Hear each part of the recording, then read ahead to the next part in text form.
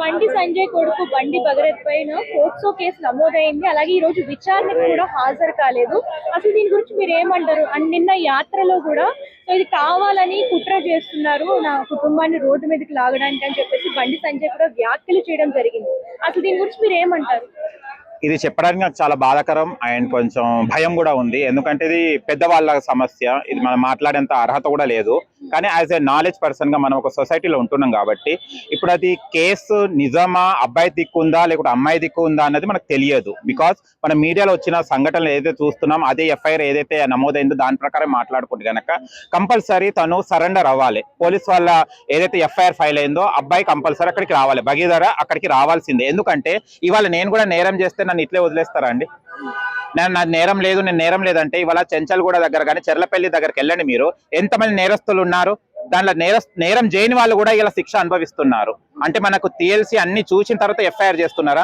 అన్ని చూసిన తర్వాత జైలుకి తీసుకెళ్తున్నారా? కాదు కదండి. కానీ పెద్దవాళ్ళు కాబట్టి ఏదైనా చలామణి అవుతుందని అప్పట్లో మన పెద్దవాళ్ళు చెప్పారు. ఆయన ఇప్పుడు కూడా నిరూపించుకోవడం జరుగుతుంది. అండ్ ఇక్కడ పొలిటికల్ గాని కాకుండా కూడా అంటే ఒక అమ్మాయికి అన్యాయం జరిగింది అని అమ్మాయి చెప్తుంది.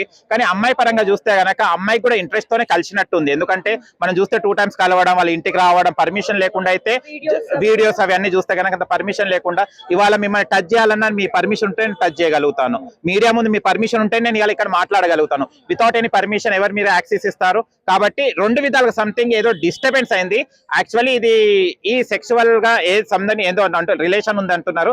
దాని పరంగా కాకుండా ఇంకా లోపట ఏదో లోతు, ఎందుకంటే డబ్బుల డిమాండ్ చేస్తున్నారని కూడా చెప్పడం జరిగింది మనకు బండి సంజయ్ గారి తరపు నుంచి. బట్ వాళ్ళే కోటేశ్వరులు, వాళ్ళకి 400 చిల్లర 70 కోట్ల ప్రాపర్టీ ఉంది. ఈ 3-4 కోట్లకు ఎవరు ఆశించారు.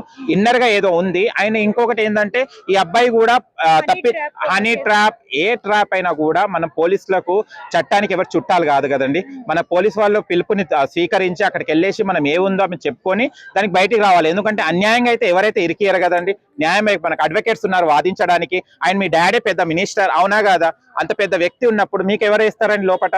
మాలాంటి సామాన్యులు ధైర్యంగా ఏదైనా నేరం చేస్తే వెళ్తాం, మనం మాట్లాడతాం, బయటికి వస్తాం. తప్పు ఉంటే లోపల వెళ్తున్నారు, లేకుంటే తప్పు లేకుంటే బయటికి వస్తున్నారు కదా. కానీ ఇక్కడ తప్పించుకోవడం ఒక బ్యాడ్ నేమ్. అంటే ఒక పార్టీకి కానివ్వండి, ఆయన వాళ్ళ నాన్నకు కూడా అంత మంచి మంచి ఉపన్యాసాలు ఇచ్చేసి వాళ్ళ నాన్న కూడా ఒక అన్యాయం వైపు నిలబడి అందరికి ఎవరైతే న్యాయం జరగాలని పోరాడేదానికి ఇప్పుడు బ్యాడ్ నేమ్ కదండి. ఆయన ఇంత చరిత్ర ఉన్న మన బండి సంజయ్ గారికి ఇవాళ ఒక మచ్చనే కదండి. తను ఉండేసి తను తప్పు చేసిండా లేదా అనే తర్వాత విషయం నిరూపించుకోవడానికైనా ఇక్కడ పోలీసుకి ఇప్పుడు ఏమంటున్నారంటే బండి సంజయ్ గారికి అందరు వేలెత్తి చూపేచ్చే రోజు వచ్చేసింది అతనికి. అంత మంచి పొలిటికల్ లీడర్ అయి ఉండి, అంత పెద్ద హోదాలో ఉండి ఇవాళ వాళ్ళ అబ్బాయి వల్ల ఇవాళ ఒక్క వేల నుంచి అందరికీ చూపెట్టాల్సి వస్తుంది. కాబట్టి తను ఎక్కడున్నా కూడా వచ్చేసి పోలీస్కి వాళ్ళు లొంగిపోతేనే బెస్ట్. ఎందుకంటే వాళ్ళ డాడీ పరుగు పోతుంది. ఆయన ఇంకా ఈయన వల్ల పార్టీలో మొత్తం బ్యాడ్ నేమ్ వస్తుంది. ప్రతి ఒక్కరు సమాధానం ఎందుకు చెప్తలేరు? ప్రతి ఒక్కరు సోషల్ యాక్టివిస్టులు కానివ్వండి, ఆ పార్టీ లీడర్స్ కానివ్వండి, ప్రతి ఒక్కరు కామెంట్స్ లో అడుగుతున్నారు, కాల్ చేసి కూడా అడుగుతున్నారు, ఎందుకు మాట్లాడతలేరని అడుగుతున్నారు. కానీ మన ఎంత తప్పు చేసినా కూడా కాకి పిల్ల కాకి ముద్దు అన్నట్టు ఏ పార్టీ వాళ్ళకు ఆ పిల్లలు ముద్దుగానే అనిపిస్తారు. కానీ చెప్పలేక వాళ్ళు కూడా సతమతం అవుతున్నారు. దీంట్లో ఎంత వాస్తవం ఉందో అవాస్తవం ఉందో వాళ్ళు వచ్చి మాట్లాడాలని కోరుకుంటున్నాను. ఆయన ఇంకొకటి బాధాకరం ఏంటంటే ఇదే పేదవాడి దగ్గర ఏదో చిన్నవాడి దగ్గర అయితే ఇవాళ సోషల్ యాక్టివిస్టులు వాళ్ళు వీళ్ళు పోయి కొమ్ములు కూర్చొని అక్కడ మాట్లాడే వాళ్ళు, నేనున్నా అని అరెస్ట్ చేయాలని చెప్పేవాళ్ళు. కానీ ఇవాళ ఎవరు కనిపిస్తలేరు. కొంతమంది పొలిటికల్ లీడర్స్ మాత్రమే అరెస్ట్ చేయాలని బ్యానర్ అట్లా పోస్టర్స్ అవి వేయడం తప్పండి.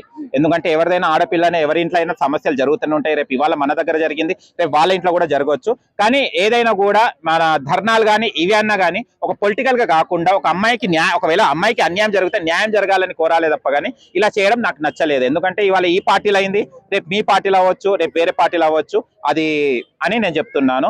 అండ్ ఈ విషయానికి వచ్చేస్తే ఇవన్నీ పోస్టర్లు వేస్తున్నారు, అవి వేస్తున్నారు. ఎందుకంటే బడా బాబు కాబట్టి, పొలిటికల్ లీడర్ బాబు కాబట్టి అందరికి టీఆర్పీ వస్తుందని, నాకు కూడా కొంచెం ఫేమ్ వస్తుందని, ఈ పార్టీ వాళ్ళు చెప్తే కూడా మాకు కూడా కొంచెం వైరల్ అవుతామనే ఉద్దేశంతో కొంతమంది దిగుతున్నారు. కానీ ఒక బాధాకర విషయం ఏంటంటే సికింద్రాబాద్ లో అది ఏమైనా చిల్కల్గూడలో ఒక సామాన్యుల ఫ్యామిలీలో ఒక అమ్మాయి తరపు నుంచి వాళ్ళ బావ సాయి కృష్ణ అనే అబ్బాయి మర్డర్ చేశారు.